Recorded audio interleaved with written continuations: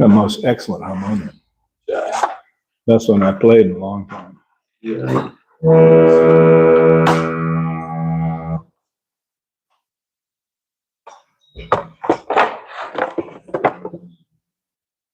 Not even here.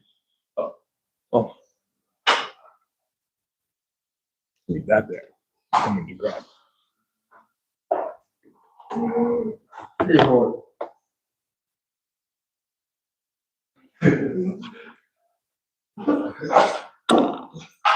Om Agana Timidandasya Gananjana Salakaya Chakshun Militam Jena Tasmai Sri Gurave Namaha Sri Chaitanya Manobishtam Stapitam Jena Bhutale Swayam Rupagara Mayam Dadati Swapadantikam Vandeham Sri Guru Sri Juta Padakamalam Sri Guru Vaishnavangscha Sri Rupam Sagar Jatam Sahagana Ragana Tanvitantam Sajivam Sadvaitam Savadutam Parijana Sahitam Krishna Chaitanya Devam Sri Radha Krishna Padan Sahagana Lalita Sri Vishakam Vitangscha He Krishna Karuna Sindho Dinabandho Jagatpate Gopesha Gopika Kanta Radha Kanta Namostute Sapta Kanchana Gaurangi Radhe Vrindavaneshwari Vrishabhanu Sute Devi Pranamami Hari Priye Panchakalpajubhascha kripa sindhu bevacha patitanam bhavanebhyo vaishnavebhyo namo namaha. Jaya Sri Krishna Chaitanya Prabhu Nityananda Sri Advaita Gadadhar Srivasari Gaura Bhakta Vrinda Hare Krishna Krishna Krishna Hare Hare Hare Rama Rama Rama Hare Hare. Om Namo Bhagavate Vasudevaya.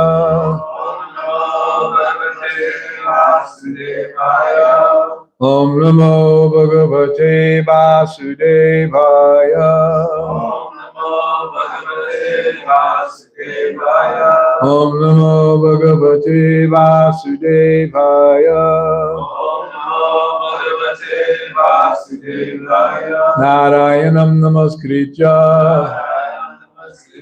Ramacheva Narotamam Devim Saraswatim Vyasam Tato Jayamudidayet Nasta Presho Badresho Nityam Bhagavad Shevaya Bhagavad Yuktamash Mukti Bhavati Naistiki. Today, Tuesday, March 31st. Tuesday is Mars. Usually I give a class on Thursday, which is Jupiter. Jupiter is Guru, the spiritual master. That's my favorite day to give class. But Tuesday is Mars, and I have very weak, bad Mars in my chart. Not good. Not good. In a very bad position. I think I'm in my Mars period right now.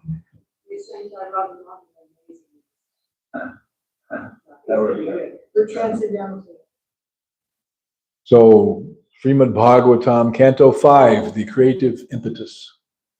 Chapter 3, Rishabhadev's appearance in the womb of Meru Devi, the wife of King Nabi.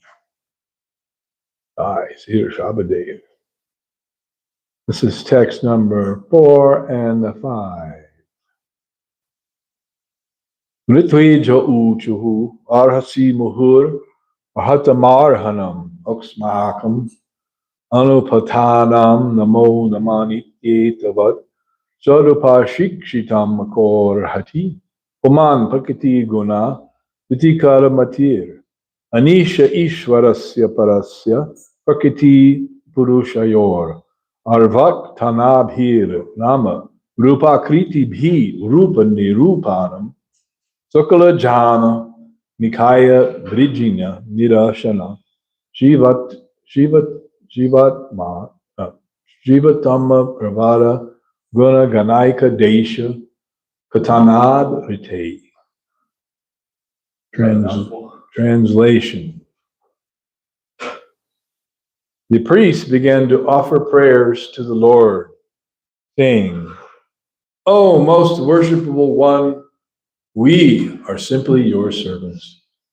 Although you are full in yourself, please, out of your causeless mercy, accept a little service from us, your eternal servants.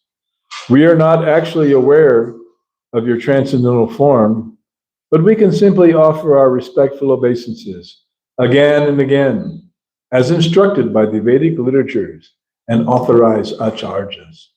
Materialistic living entities are very much attracted to the modes of material nature, and therefore they are never perfect. But you are above the jurisdiction of all material conceptions.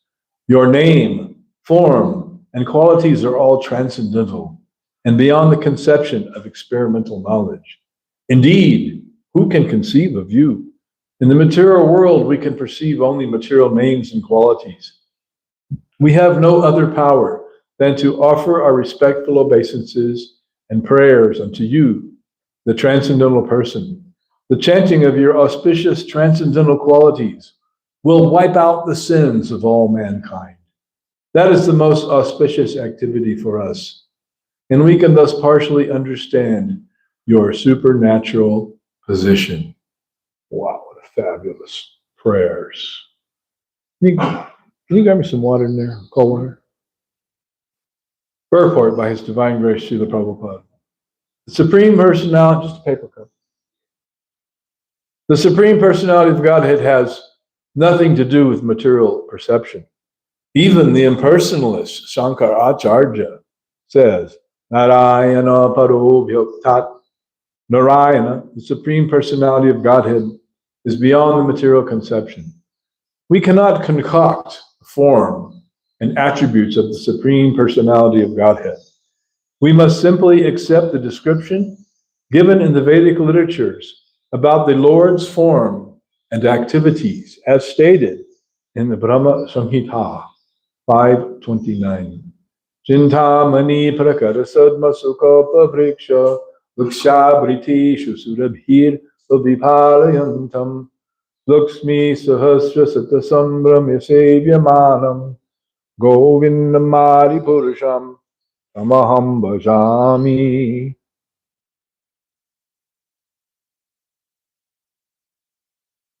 I worship Govinda, the primeval Lord, the first progenitor, who is tending the cows, yielding all desires, in abodes built with spiritual gems, and surrounded by millions of purpose trees. He is always served with great reverence and affection by hundreds and thousands of goddesses of fortune. We can have some conception of the absolute truth, his form and attributes, simply by reading the descriptions given in the Vedic literatures and authoritative statements given by exalted personalities like Brahma, Narada, Shukadev Goswami, and others. Srila Rupa Goswami says, Atak Sri Krishna Namadi Nabhaved Grayam Indriyai. We cannot conceive the name, form, and qualities of Sri Krishna through our material senses. Because of this, other names of the Lord are Adhoksaja and Aprakrita, which indicate that he is beyond any material senses. Out of his causeless mercy upon his devotees, the Lord appeared before Maharaj Nabi. Similarly, when we are engaged in the Lord's devotional service, the Lord reveals himself to us. Shevan mukehi jivadau swayameva sparatyadaha. That's the other half of that verse that's just quoted. This is the only way to understand the Supreme Personality of Godhead, as confirmed in Bhagavad Gita. Bhaktyamam abhijananti yavanyas chasmi tatpataha. Who knows where that verse is in Bhagavad Gita? 1856. 1855. You get 4 out of 5 points on that one. 4 out of 5, like Jeopardy. You know. One can understand the Supreme Personality of Godhead through devotional service. There is no other way. Important point. We have to hear from the authorities and from the Shastras and consider the Supreme Lord in terms of their statements. We cannot imagine or concoct forms and attributes of the Lord.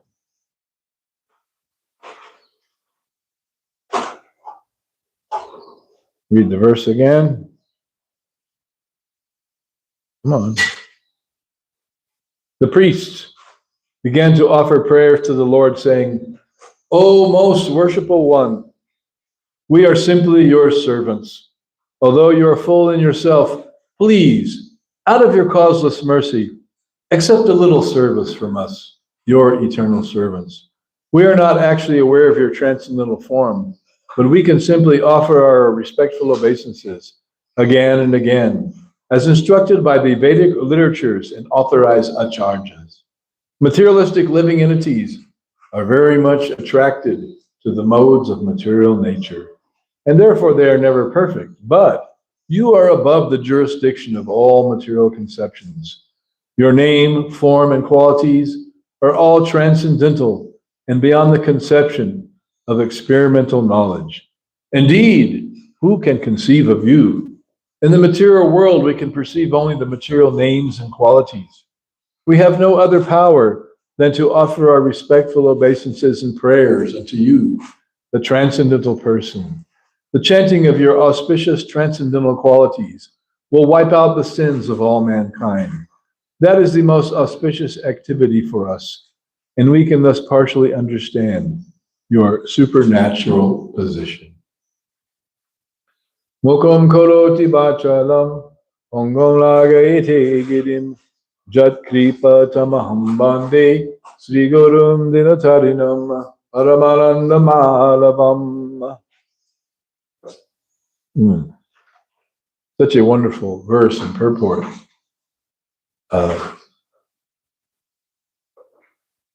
So the Lord is appearing before the priests, and they're like, wow, what can we do to serve you? I mean, we have no power. We can't even understand you or your name and form and qualities, but what we can do, because we're your eternal servants, that we can offer our respectful obeisances and our prayers to you, Almighty Lord. So please accept us as your humble eternal servants. Otherwise, what can we give? What can we give to Krishna, who is the owner, possessor, and controller of everything? Bhoktaram jagatapasham sarva loka maheshwaram. He's not only the enjoyer of all sacrifices and all types of offerings, but sarva loka maheshwaram. He's the Maheshwar, the Maha Ishwara, the Supreme Ishwara, the Supreme Controller of sarva loka, of all the planets and all people. So, and who are we? And what are we? Well, that's mentioned in this purport, that the materialistic living entities, they are attracted to what? The modes of material nature. Yes, modes of material nature. We want to enjoy them. But actually, in that process of trying to become the enjoyer of the modes of material nature, guess what? There already is the enjoyer. That's Krishna. He's already the enjoyer. And now you want to take his place and you become the enjoyer? But that's what we are thinking. I want to be the enjoyer. And these modes of material nature, this manifestation of the material energy, that is very nice, very intricate, full of all varieties. And therefore, the conditioned soul thinks, well, let me become the enjoyer of that. What is that called in Bhagavad Gita? How is that described? The mentality of the demons. Ishvaraham aham bhogi siddhoham balavan sukhi. Ishvaraham, I'm God. Aham bhogi, I'm the enjoyer of everything. Siddhoham, I am perfect. Balavan, I am very powerful. Siddhi, I am perfect. So much wealth do I have today. So much more will I have tomorrow. He is my enemy, I have killed him. And my other enemy, I will kill him. And this way I am perfect, powerful, and happy. Does that remind you of anyone you've heard speak lately? The king. No kings. No demons. So we could say we're living in an age, just like out of some Puranic tale, when demons ruled the earth. Well, there may be demons here and there, but as Frank Zappa said in one song, it can't happen here. Well, sorry, folks. It is happening here. It does happen here. So when the demons are in charge, then all kinds of crazy things happen. All sorts of inauspicious things. Everything is not good for the common man. He becomes oppressed, repressed, and that is spoken of in the 12th canto of Bhagavatam, when in the Kali Yuga, the Rajeshu Dashu, that the kings will be like plunderers, like rogues and plunderers, like highway robbers. And they will harass the people through taxation and other types of control and repression. And the people become so frustrated that they'll leave their jobs and their homes and they'll go to the forest and subsist on roots and fruits and leaves and nuts and berries. Of course, berries are very nice. Blackberries, raspberries, blueberries. When we were little kids, there was a commercial on TV. Strawberries, blueberries, cherries. Remember that one? There's like a vendor, a street vendor, and he's selling those, and he's chanting the song. Strawberries, blueberries, cherries. So berries are very nice, but also we want rice, dal, sabji, kinds of nice spices, turmeric, ginger, cardamom, cumin, all varieties of nice things that we can make into wonderful preparations and do what? Offer it to Krishna.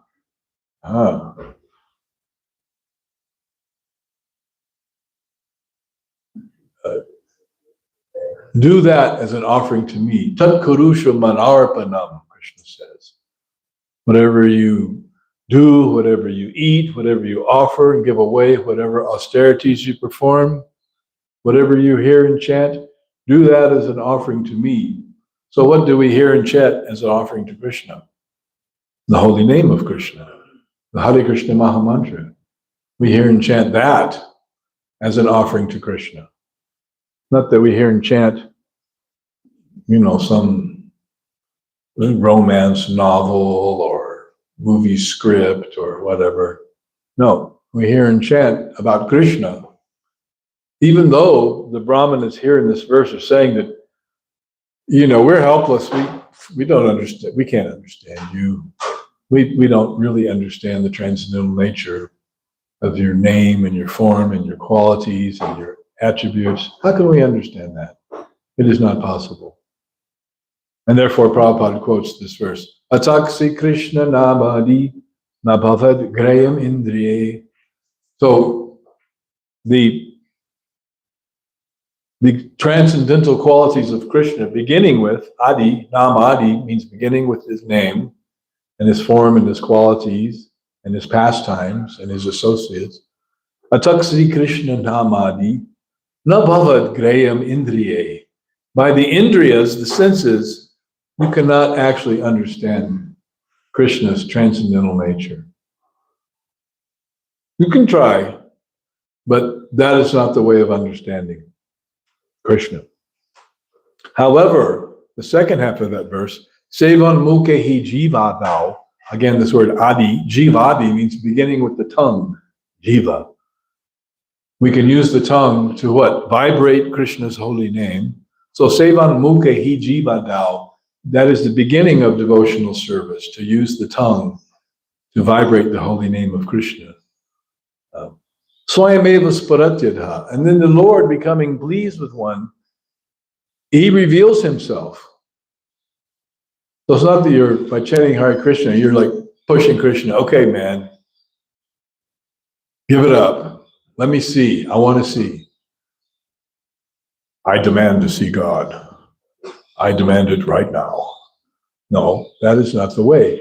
But Sevan Mukehi Jivano, beginning with chanting the Hare Krishna mantra and talking about Krishna, hearing about Krishna, and tasting Krishna Prasad, that's part of the process.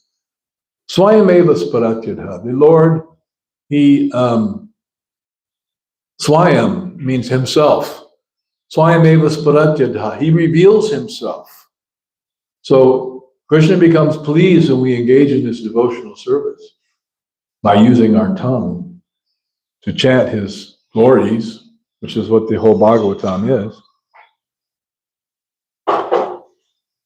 Then Krishna becomes pleased with us for doing that. He's appreciating. Oh yes, they're chanting my glories. Satatam kirtayanto mam yatantascha dridavataha, Krishna says in the Gita. Satatam, always, kirtayanto mam, chanting about me.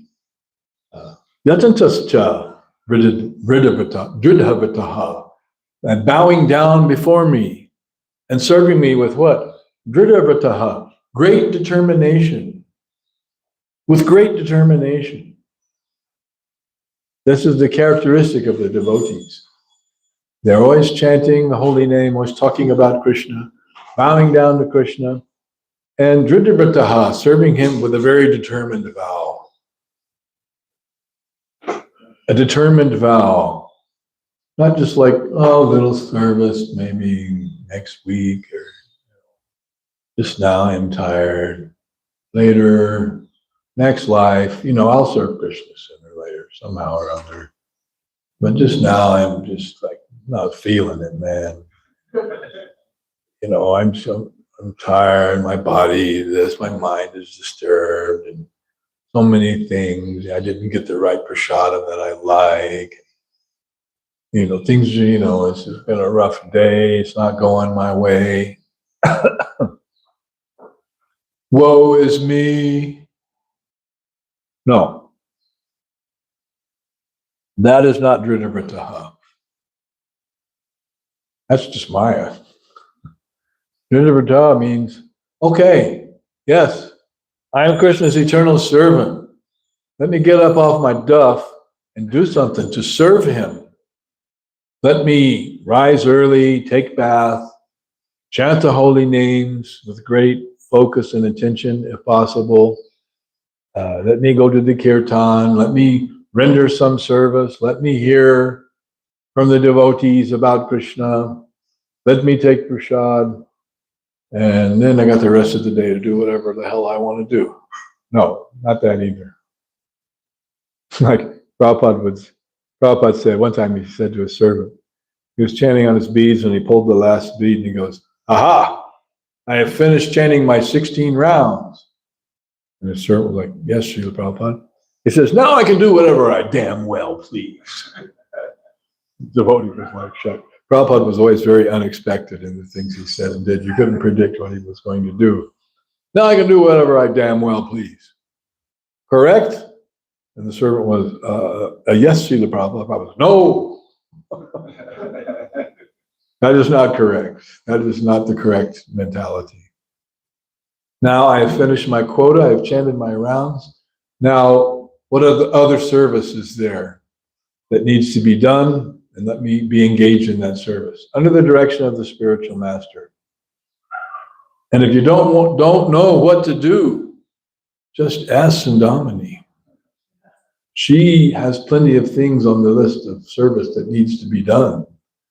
And so you can just ask, how can I serve? And there will be some service there to be done. It may not be the service. It may, oh, wait a minute, I didn't want to do that.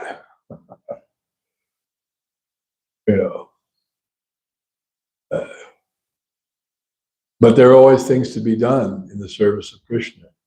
Therefore, one of the qualities of a devotee is avyarta kalatvam, that he doesn't waste time, but he's always thinking, planning, engaging in Krishna service. Avyarta kalatvam.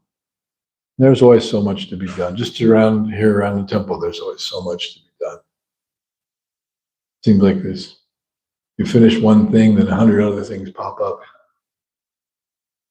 And if you go to do one thing, you found someone else that's completely messed it up, and you have to undo what they do and fix what they did. And then you have to do the thing you're originally supposed to do. In this way, there is plenty of time to be spent in Krishna service. Although you wanted to do something that would take half an hour, it takes you two and a half hours because you have to fix what was messed up first. Right? You have this experience, Damodar? Yes. Every day, never fails.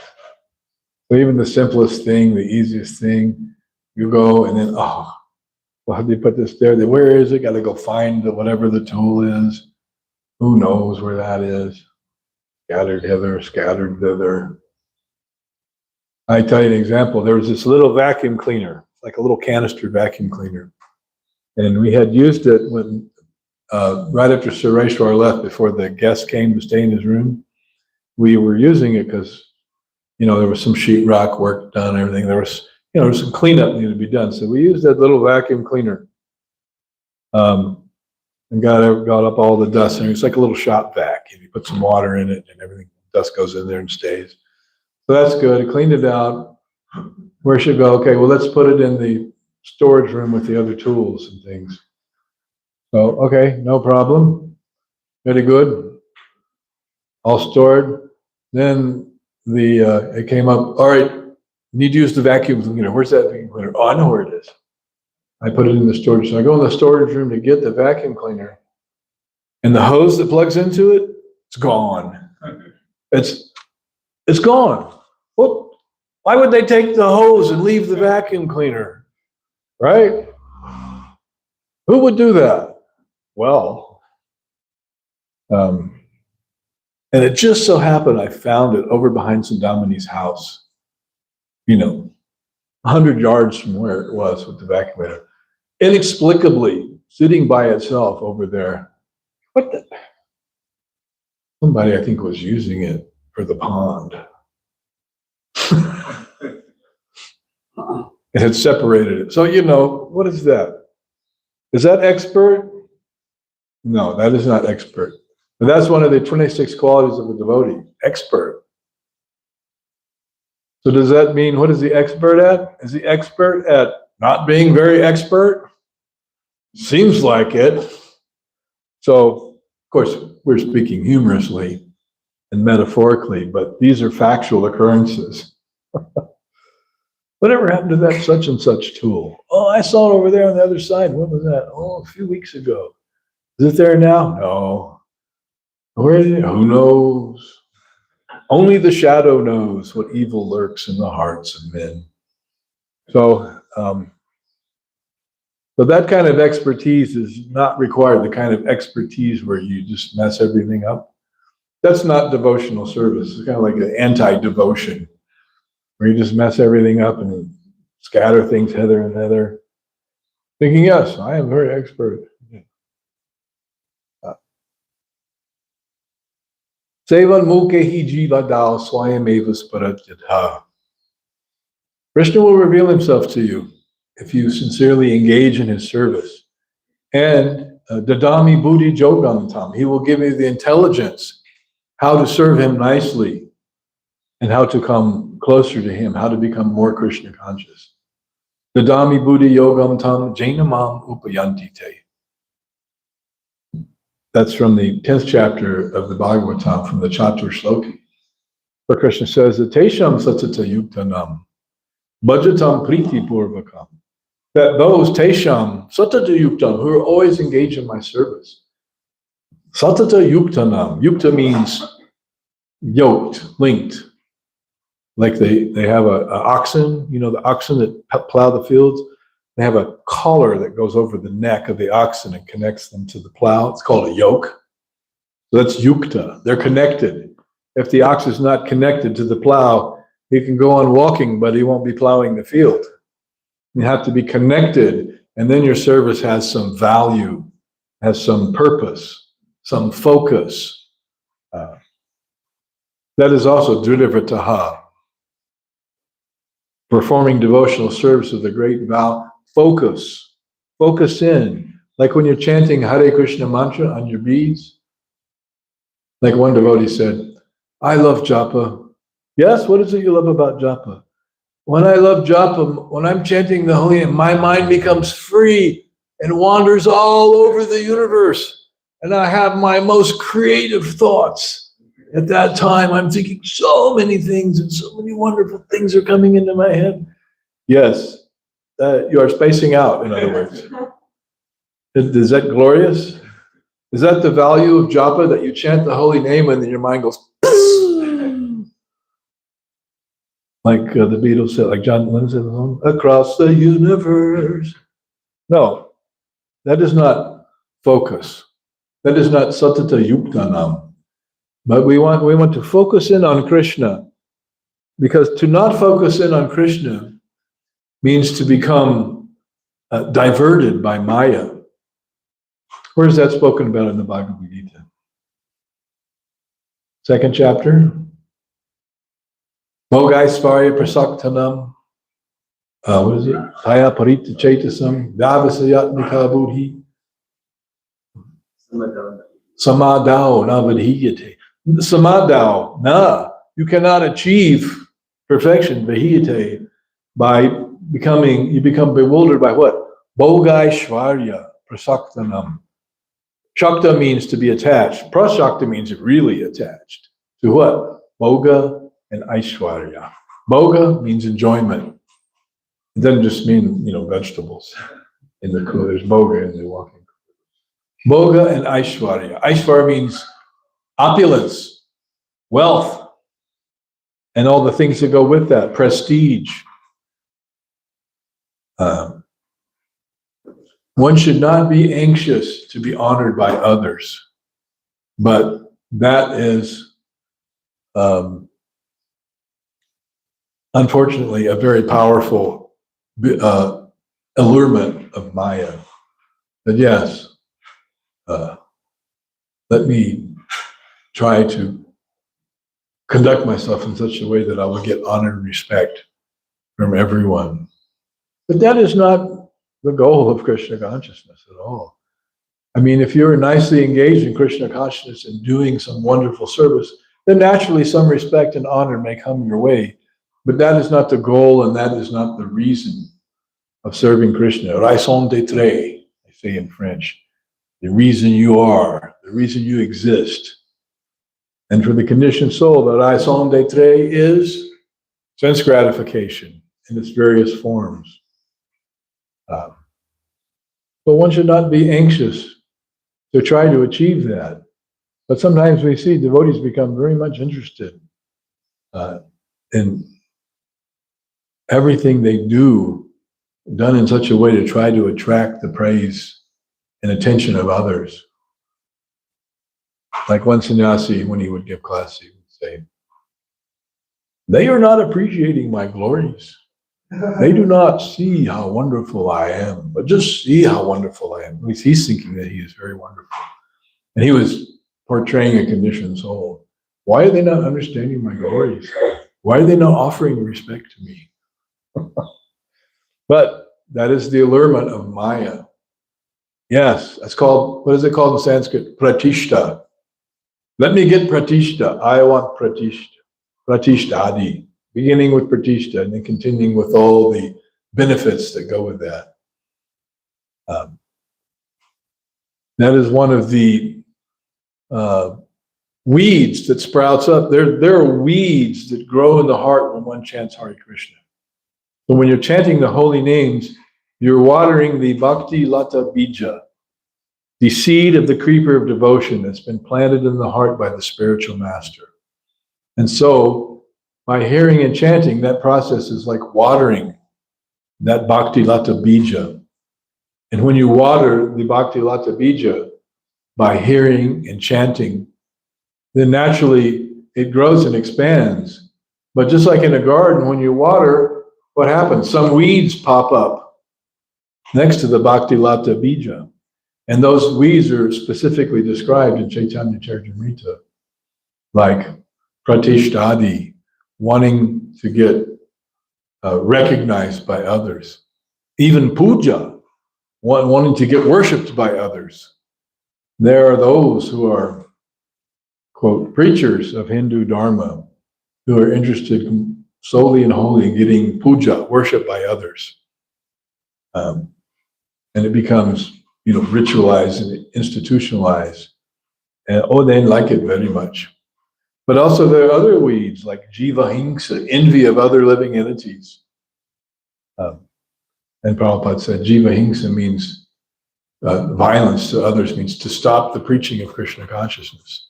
That is jiva hingsa. To stop the preaching,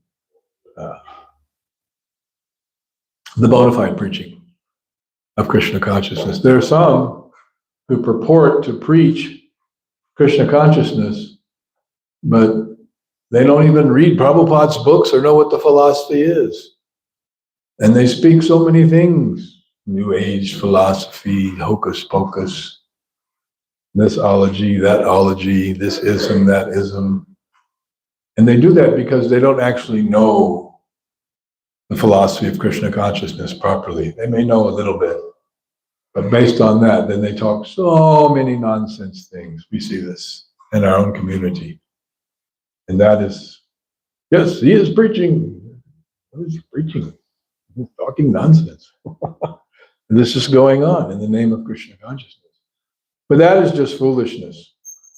That means no dridhavrataha, no firm vow, no practice of sadhana. If you're going to preach Krishna consciousness, you have to study Prabhupada's books. Scrutinizingly is the word that Prabhupada used. He says you have to know these books like the lawyer knows his law books. Before the lawyer goes into court to argue his case, like is he going in front of the Supreme Court, he quotes the authorized law books, which have the precedents and the cases and case law and what has been decided. And he quotes them, Prabhupada says, chapter and verse. He quotes them chapter and verse and makes a strong, convincing, powerful argument to the judge, who also knows the books. He knows the law. That's why he's the judge. He knows the law. He knows the books. He's studied. He's passed all the tests. He's accomplished. He's done everything. And so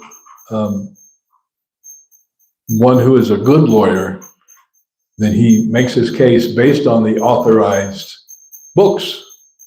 So one who purports to preach Krishna consciousness, he has to know what's in the books. He has to understand the arguments. Prabhupada said, study my books threadbare. It means like you wear out the pages in the book from studying it and reading it. Like when we were kids, there were records, vinyl LPs. And those who wanted to become great musicians, they would listen to the record and learn all the things on the record. And they would pick up the needle and go back and drop it. And they would wear the record out. So yes, I wore that. I used to have that record. I wore it out trying to learn all those things on that record. You know, this passage and that, how to play that lick. Wore it out. Just threadbare. Just beat it to death. Until the record, you couldn't even play it anymore. It's just gone. There's no more grooves in there. It's just smooth. You wore it out. So we have to wear ourselves out by hearing, chanting, reading, discussing, hearing from others who understand, get their insights, synthesize those things, learn the arguments that Prabhupada presents, learn the verses, understand the meanings, and apply that in our own life, as well as preach it to others. And we mentioned this before, that Prabhupada said that we are not in the export business. What does that mean? That means that we're not exporting people back home, back to Godhead. Yes, you take this Krishna consciousness, but me, I'm not going to practice it or follow it. I'm going to stay here in the material world. Well, you go ahead and go. Oh, you go first. No, we are following the process, the science of bhakti, the science of sadhana bhakti yoga that Krishna gives in the Shastra. And we practice it ourselves, and then we try to give it to others to the best of our ability. Someone has more ability than others, that's all right. Prabhupada says some birds may fly higher in the sky, and some persons may be just in this life, they're already further along. There seem to be some devotees who join our movement, they're like instantly self-realized. They're way ahead of everybody else. And they become great, leaders, preachers, sannyasis, and gurus and such. And then there's the rest of us. But if we practice this process nicely and follow it nicely, then Sevanmukhi jiva dao swayameva sparatyadha. Krishna will reveal himself to you. So would you like Krishna to reveal himself to you? That's a nice proposition, huh? So what do? Bhaktyamam abhajananti. Prabhupada quotes here. Vyavanyas chasmi tatvataha. That if you want to know me in truth, Krishna says, Bhaktyamam abhijananti. The only way is by devotional service. Not by karma, not by jnana, not by speculation, not by creating your own ideas or extracting them from various unauthorized books and things like that. Tatomam tat vato gyatva. And then when you know me in truth, by dint of devotional service, vishate tad anantaram. Then you can enter into tad anantaram. Ananta means unlimited. You can enter into that unlimited spiritual atmosphere. In other words, you dropped your beads. You can go back home, back to Godhead, by dint of devotional service, but not any other process. And devotional service is a complete process, a complete rounded process. So you have to learn the ways and means, the science, the complete science of bhakti, and perform it with Dhirodatta, with a great vow, with determination. And then vishate tadanantaram. You can enter into that ananta. And there is Ananta, just as we're speaking of Ananta, he appears. Ananta Dev, the Lord of the unlimited. Vishate tadanantaram. Then you can enter into that unlimited spiritual essence, which Lord Rishabdev, who's getting ready to appear here in this chapter, instructs us 2 chapters ahead in the 5th chapter, where we get into the heart of Lord Rishabdev's directions, that Brahma Sokyam Swanantam, that same Ananta, Brahma Sokyam, spiritual happiness. Brahma Sokyam, Sukhi means happiness. Brahma Sokya, spiritual happiness, which is completely different in its character and its nature than sense gratification, which is material happiness, including this aforementioned pratishta, getting strokes from others. One should not be very much anxious, Prabhupada says, to receive honor and distinction from others. If that's one's motivation, that is a weed. That is not pure bhakti. Similarly, all the other things that are mentioned there, pratishtadi, jiva hingsa, puja, the desire to be worshipped, trying to get followers, trying to get money, trying to benefit oneself on the material platform of sense gratification. And those weeds are going to grow because you're watering the bhakti lata bija. If you're watering it by chanting nicely, those weeds will pop up. So what do you do in the garden? Damodar is our gardener here. What do you do in the garden when the weeds pop up? Man, you grab them and you pull them out by the root. You don't just chop them off at the surface, because then they grow back. Yeah. Yeah, they get tougher. But you grab it, you pull it out, you jerk that thing out of the ground by the root, throw it in the trash. Usually the dumpster. Sometimes the dumpster becomes very full. And that's what you have to do in your heart. Pull out those weeds. Grab them firmly, grasp them. They have these tools they sell in the YouTube ads, this little claw that grabs the thing and you pulls it up by the root. I don't know how much they cost. Only $19.99. 30-day money back guarantee. So only you have to willfully be that tool by your intention. And you have to be alert. You have to be attentive. And don't let the weeds cover you over. Prabhupada says, and then there's a verse, it's I believe in the 4th canto, where it explains that if one cultivates material desires under the guise of spiritual life, then those weeds, they grow. And just like you have these reeds that grow around the side of a pond, like these cat o' nine-tail reeds, these hollow reeds, they suck up all the water from the pond. And if those reeds are left there on the side of the pond unchecked, they'll suck up all the water in the pond until the pond is dry. They took all the water. So the weeds, the dangerous weeds that come, they can suck the bhakti right out of your heart. and you're just left with weeds. You know, I want to be the enjoyer. I want to be happy. I want everyone to respect me. I want to profit. That's another one of the weeds, is profit. Profit, Prabhupada says, profit, distinction, adoration. Pad. Profit, adoration, and distinction. We want to serve Pad, the lotus feet, and not get the pad for ourselves. Profit, adoration, and distinction. You have to understand the difference between the pad and the pod. The Guru Charana Padma. I worship the Charana Padma, the lotus feet of the spiritual master. All right, we'll stop here. Questions, comments, realizations?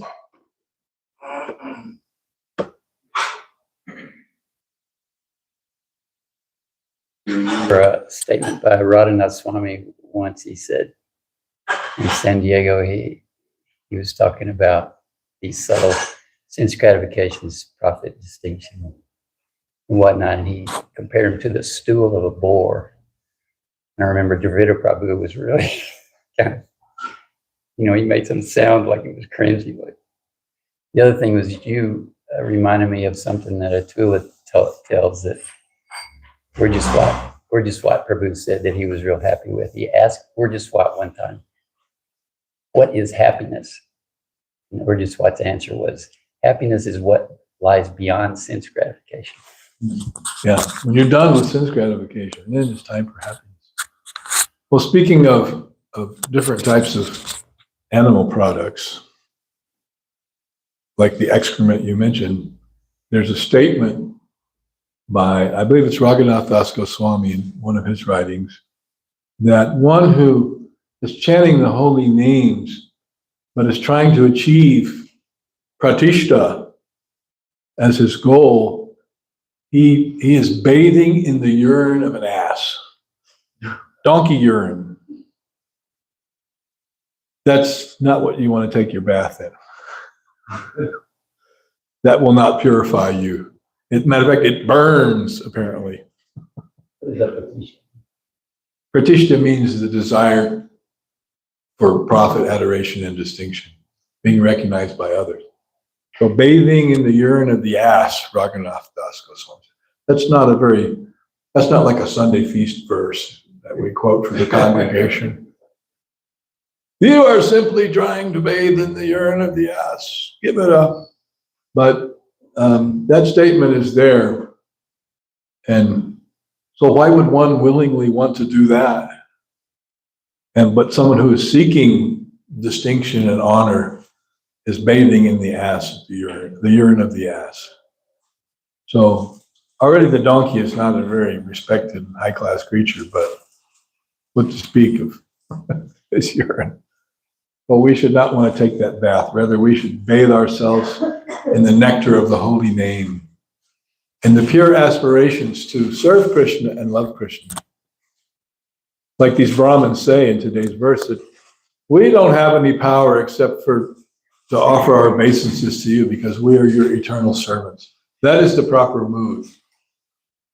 What do we have? What do we have in our possession that we can give Krishna that he doesn't already have? You know, like when it's somebody's birthday, like, what do you give? What do you give the person who already has everything? Well, Krishna has everything. What can you offer to him? But the thing that you have that he would like you to offer is your love, your devotion, your heart, yourself, your everything, your very essence. You know, not just a dollar bill in the hundi. I made my offering. I'm done for this life. I put $1 in the hundi. No. Krishna, just take me, everything I have, whatever I have, my body, my mind, my words, take them, use them as you like. I'm your servant. You engage me, and Prabhupada exhorts us, just give this one life to Krishna. You've done everything else so many millions of lifetimes. Okay, all right, been there, done that, yada, yada, right?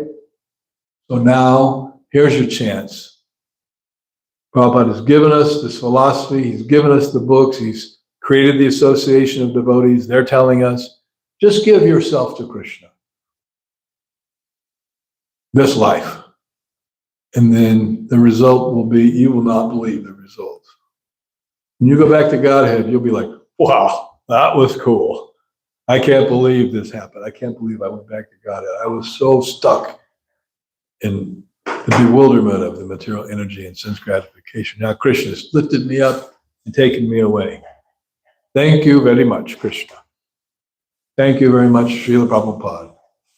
Thank you for giving us these books and this life of Krishna consciousness. All right, anyone else? Yes, Nandrika. If someone like a devotee is, wanting to get some sort of, adoration, and they decide that they'll give financially, to the temple, but it's really just for their adoration, and it's so. Yes, but that service is greatly appreciated by the temple managers. Yeah, so it's appreciated, but are we really, the managers, are they enabling that adoration, distinction, and profit? I mean, by whatever they want to give, take it, use it for Krishna service. Chandakya Pandit says that one should accept gold even if it's from a filthy place. You just wash it off and baby, it's gold. Yeah. Similarly, that one is advised to accept a good and qualified wife, even if from an obscure or low family. So in the West, we're not very caste conscious, coming from this family, that family. But the qualities of a person are what's important. That's what Varnashram is. Chatur Varnam Maya Shrishtam Guna Karma Vimagashaha. The divisions of the Varna and Ashram are based on guna and karma. Guna means qualities. Karma means work, activity. So according to your qualities and your activities, then that is your status. And Krishna says, I created that. So it's created by Krishna. But the beautiful thing about devotional service, Striyo Bhaishas Tata Shudras Tepi Yanti Param Gatim.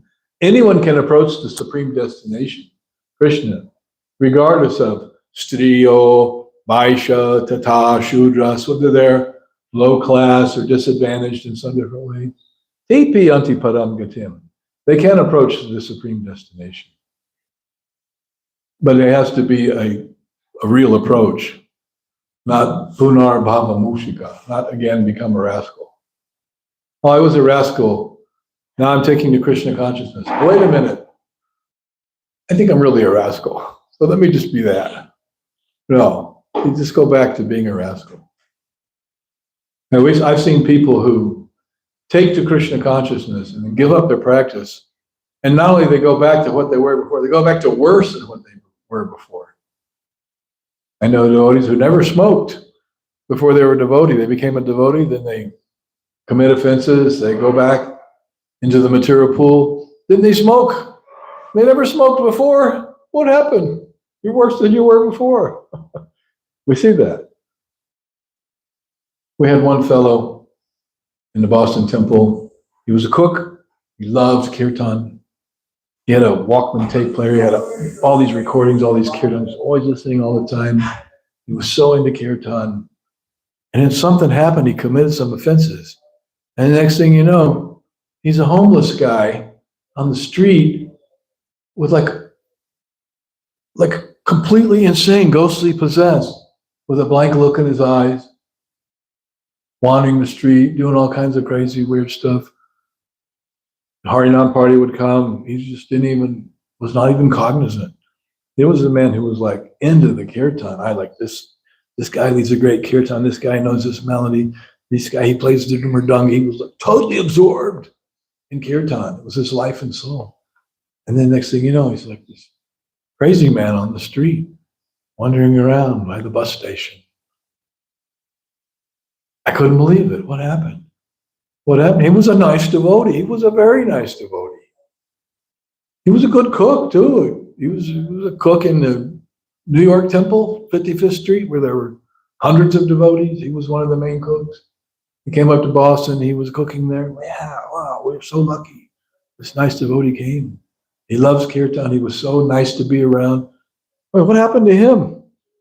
He's like a crazy homeless guy wandering the streets aimlessly with a blank look on his face.